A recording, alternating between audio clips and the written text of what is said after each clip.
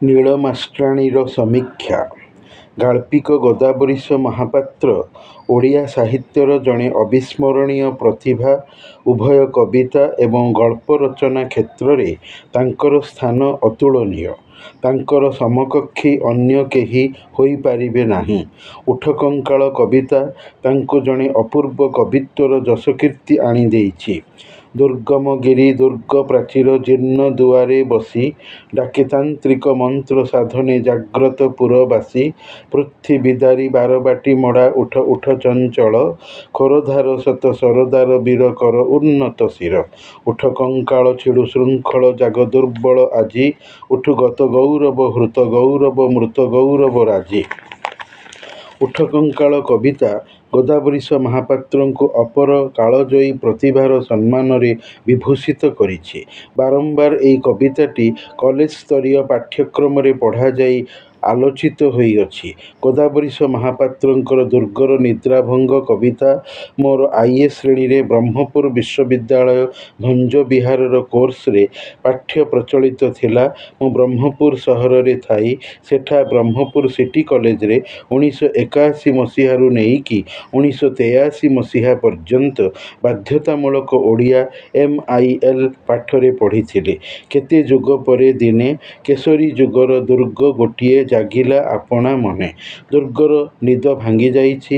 ସେ ଜାତି ସ୍ମରତ୍ୱରେ ଆତ୍ମସଚେତନ ହୋଇ ଉଠି ନିଜର ଜନ୍ମ ଓ ଧ୍ୱଂସ ସମ୍ପର୍କରେ ଜାଣିବାକୁ ନିଜେ ସେ ଇଚ୍ଛୁକ ଆଗ୍ରହୀତ ହୋଇଛି।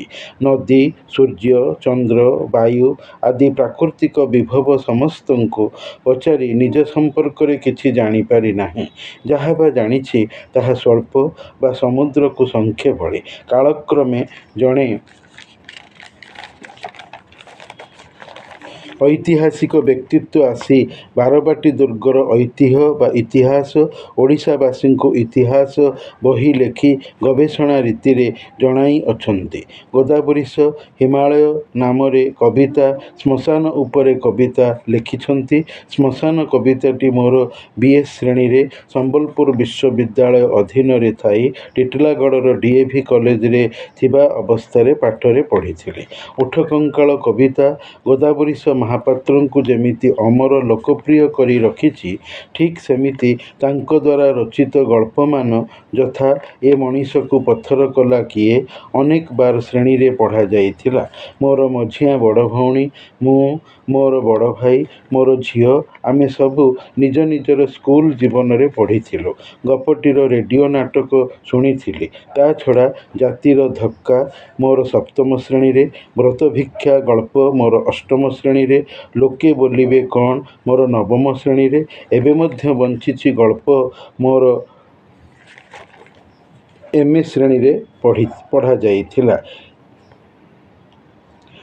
ଏବେ ମଧ୍ୟ ବଞ୍ଚିଛି ଗଳ୍ପ ସଂକଳନଟିର କିଛି ଗପ ମୋର ବଡ଼ ଭଉଣୀ ତାଙ୍କର BA ଓଡ଼ିଆ ଅନର୍ସ ଶ୍ରେଣୀରେ 1973-1974 ମସିହାରେ ପ୍ରାଣନାଥ ମହାବିଦ୍ୟାଳୟ ଖୋର୍ଦ୍ଧାଠାରେ ପଢ଼ିଥିଲେ ଜଟଣୀରେ ଥାଇକି। ସେହିପରି ନୀଳମାଷ୍ଟ୍ରାଣୀ ଗଳ୍ପ ପାଠରେ ପଢ଼ାଯାଇଥିଲା। ଏଠାରେ କହି ରଖେ ଗୋଦାବରୀଶ ମହାପାତ୍ରଙ୍କର ପଟ୍ଟନାୟକେ ପଇସାଟିଏ ଗପଟି ମୋର ମା ତାଙ୍କର ସପ୍ତମ ଶ୍ରେଣୀରେ ପଢ଼ିଥିଲେ ବୋଲି ମୋର ପରଲୋକଗତା ମାତା ବେଗମ ନୁରୁନ୍ନିସା ମୋତେ କେବେ କେଉଁ ଅତୀତରେ ଜୀବିତ ଥିବାବେଳେ ପଢ଼ିଥିଲେ ବୋଲି କହିଥିଲେ। ଏଥିରୁ ଜଣାପଡ଼େ ଗୋଦାବରୀଶ ମହାପାତ୍ର କେତେଦୂର କାଳଜୟୀ ଜନପ୍ରିୟ ଲେଖକ ସତରେ ନଥିଲେ କହିବା ବାହୁଲ୍ୟ। ମୋର ବଡ଼ ଭଉଣୀ ଶ୍ରୀମତୀ ଅନୱରୀ ବେଗମ ସେ ଯେତେବେଳେ ତାଙ୍କର PU ଶ୍ରେଣୀରେ ଖଟ ଉପରେ ବସି ବଡ଼ ପାଟିରେ ଉଠ କଙ୍କାଳ କବିତାଟିକୁ ପଢ଼ୁଥିଲେ ସେତେବେଳେ ମୁଁ ଚତୁର୍ଥ ପଞ୍ଚମ ଶ୍ରେଣୀର ଛାତ୍ର ଥାଇ କବିତାଟିକୁ ଶୁଣି ଡରି ଯାଉଥିଲି। ଆରେ ଏ କଙ୍କାଳଗୁଡ଼ିକ ପୁଣି ବହିରେ କେମିତି ଉଠି ଯାଉଛନ୍ତି? ଆଉ ନାନୀ ଡରୁନି କେମିତି ବା? ଦେଖ ପୁଣି ପାଟି କରିକି ପଢ଼ୁଛି। ଏବେ ଭାବୁଛି ଦିବ୍ୟ ପବିତ୍ର କୋରାନରେ ଆଲ୍ଲାହ ଖୋଦ୍ ଜାତ ଖୋଦା କହିଛନ୍ତି ଇନ୍ନା ନାହିନୁ ନୁହିୟଲ ମୌତା, ମାନେ ହେଲା ନିଃସନ୍ଦେହତଃ ଆମ୍ଭେ ଖୋଦା ବା ଆଲ୍ଲାହ ମୃତକଙ୍କୁ ଜୀବିତ କରିବୁ। ବେଶକ୍ ହାମ୍ ମୁର୍ଦୋଁ କୋ ଜିଲାଏଙ୍ଗେ। ତେଣୁ ଉଠକଙ୍କାଳର ସତ୍ୟତା ଅମୂଳକ କଦାପି ନୁହେଁ। ମୋର ମା କହୁଥିଲେ କି ସେ ପୁରୀ ସହରରେ ତାଙ୍କର ଓକିଲ ମାମୁଁ ଲତିଫୁର ରହମାନଙ୍କ ଘରେ ଥିଲାବେଳେ ଥରେ ପୁରୀର ଏସିଏସ୍ କଲେଜ ପାଖ ମାମୁଁଙ୍କର 2 ମହଲା କୋଠାଘର ବାଲକୋନିରେ ରାତିର ନିରୋଳା ମୁହୂର୍ତ୍ତରେ ପୁରୀ ସହରର ରାଜରାସ୍ତାରେ କଙ୍କାଳମାନେ ନାଚି ନାଚି ଯାଉଥିବାର ଦୃଶ୍ୟ କୁଆଡ଼େ ନିଜ ଆଖିରେ ମା ଦେଖିଥିଲେ ବୋଲି ବହୁଥର କହୁଥିବାର ମୁଁ ନିଜେ ମା'ଙ୍କଠାରୁ ଶୁଣିଥିଲି। ତେଣୁ ଉଠକଙ୍କାଳ ସତ ହେବନି କାହିଁକି? ଇସଲାମ ଧର୍ମୀୟ ବିଚାର ଅନୁଯାୟୀ ମୁସଲମାନର ମୃତପିଣ୍ଡ କବର ଭିତରେ ମୁନକିର ନକିର ଫରିସ୍ତା ଏଞ୍ଜେଲ ଦ୍ୱୟଙ୍କର 3ଟି ପ୍ରଶ୍ନ ପଚରାର ଉତ୍ତର ଦାନ ପାଇଁ ଅଧା ଜୀବନ ପାଇ ଉଠି ବସିବ। ଶ୍ରୋତାମାନେ ଏ ସତ୍ୟତା ଜାଣିବା ପାଇଁ ଆପଣ କୌଣସି ଇସଲାମୀ ଲୋକଙ୍କୁ ପଚାରି ବି ପାରିବେ। ନିଆଁରେ ପୋଡ଼ା ଯାଇଥିବା ଲୋକ ବି ମୁନକିର ନକିରଙ୍କୁ ସାମ୍ନା କରିବ, କାରଣ କୋରାନରେ ଖୋଦା କହିଛନ୍ତି ଇନ୍ନା ନାହିନୁ ନୁହିୟଲ ମୌତା ବେଶକ୍ ହାମ୍ ମୁର୍ଦୋଁ କୋ ଜିଲାଏଙ୍ଗେ। ଆଲ୍ଲାହ କହିଛନ୍ତି ମୋର ନିୟମ ଅବଦଳା, ତାହା ସମସ୍ତଙ୍କ ପାଇଁ ସମାନ। ନୀଳମାଷ୍ଟାଣୀ ଗଳ୍ପ ଗୋଦାବରୀଶ ମହାପାତ୍ରଙ୍କର ଅପର ଅନ୍ୟତମ ଲୋକପ୍ରିୟ କାଳଜୟୀ ଗପ। ଏହା ଅତୀତରେ ରେଡ଼ିଓ ନାଟକ, ଟିଭି ନାଟକ, ଏବେ ପୁଣି ମୋବାଇଲ ଫୋନରେ ବି ଉପଲବ୍ଧ ଅଛି। ଚାହିଁଲେ ଦେଖିପାରିବେ ଶ୍ରୋତାମାନେ। ନୀଳମାଷ୍ଟାଣୀ ଏକ ସଂସ୍କାର ପ୍ରଧାନ ଗଳ୍ପ। ବାଲ୍ୟ ବିବାହ ଓ ତତ୍‌ଜନିତ ବୈଧବ୍ୟ ଯାତନା। ନୀଳ ନାମ୍ନୀ ଜନୈକା ନୈଷ୍ଠିକ ବ୍ରାହ୍ମଣ ପରିବାରର ଝିଅ, ଯିଏକି ପିଲାଟି ବେଳରୁ ମାତୃହରା ଥାଇ ପିତାଙ୍କ ଦ୍ୱାରା ପ୍ରତିପାଳିତା ହୋଇଛି। ପାଠ ପଢ଼ି ସ୍କୁଲରେ ମାଷ୍ଟ୍ରାଣୀ ଚାକିରି ବି କରିଥିଲା। ସାନ ଭାଇଟିକୁ ପାଠ ପଢ଼ାଇ ମଣିଷ କରାଇ ଠିଆ ବି କରାଇଥିଲା। ବାପା ମରିଯିବା ପରେ ସଂସାରରେ ଭାଇ ଓ ଭଉଣୀ 2ଟି ମାତ୍ର ପ୍ରାଣୀ। ନୀଳ ଭରା ଯୌବନରେ ଥାଇ ବାଲ୍ୟ ବିବାହ ହେତୁ ବୈଧବ୍ୟ ଯାତନା ପାଇଛି। ବୋଧେ ବୁଢ଼ା ବରକୁ ବିବାହ କରିଥିବାରୁ ଶୀଘ୍ର ବିଧବା ହୋଇ ଯାଇଥିଲା। ଦିନେ ଏକଦା ଗାଁର ଯୁବକ ପିଲାମାନେ ଯାତ୍ରା କରୁଥିଲେ। ଅଭିମନ୍ୟୁ ଚରିତ୍ର ଉପରେ ପୌରାଣିକ ଅପେରା। ମଞ୍ଚ ତଳେ ବସି ବିଧବା ନୀଳ ଯାତ୍ରା ଦେଖୁଥିଲା। ମଦନ ସେଠୀ ନାମକ ଜଣେ ସୁନ୍ଦର ସ୍ୱାସ୍ଥ୍ୟବାନ ଯୁବ କଳାକାର ପୌରାଣିକ ଚରିତ୍ରର ଭୂମିକା କରୁଥିବାରୁ ତାର ସୁନ୍ଦର ସୁଠାମ ବେଶ ଓ ଚରିତ୍ର ଉପଯୋଗୀ ପୌରାଣିକ ଜରିଦିଆ ଚିକ୍ ଚିକ୍ ଦିଶୁଥିବା ଯାତ୍ରା ପୋଷାକ ପରିଧାନ ସହିତ ଧନୁ ତୀରର ବାଣ ମାରିବାର ପ୍ରେମ ବାଣ ଆସି ନୀଳ ମନରେ ବାଜିଲା। ନୀଳ ମଦନ ସେଠୀର ବୀର ଯାତ୍ରା ଚରିତ୍ରରେ ମୁଗ୍ଧ ହୋଇ ମନେ ମନେ ମଦନକୁ ପ୍ରେମ ବିବାହ କଲା। ଜାତି ଚାକିରି ହରାଇ ସେ ହେଲା ଧୋବଣୀ, ଗାଁ ସେବଇତ।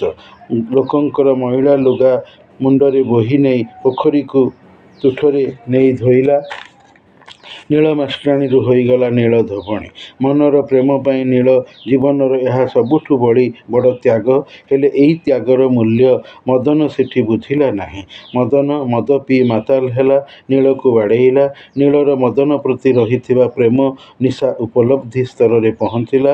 ସେ ଅନୁତପ୍ତ ହେଲେ ମଧ୍ୟ ଜାତି ବାଛନ୍ଦରୁ ଆଉ ବାହାରି ପାରି ନଥିଲା। ସାନ ଭାଇର ବାହାଘରକୁ ନୀଳ ଧୋବଣୀକୁ ତାର ଭାଇ ନିମନ୍ତ୍ରଣ ଦେଇ ବଡ଼ ଭଉଣୀକୁ ଡାକି ପାରି ନଥିଲା। କାରଣ ଭାଇ ତାର ତତ୍କାଳୀନ ଗ୍ରାମୀଣ ସଂସ୍କୃତି, ଚାଲିଚଳଣି, ରକ୍ଷଣଶୀଳତା, ଜୀବନଧାରା ସହିତ ବନ୍ଧା ଥିଲା।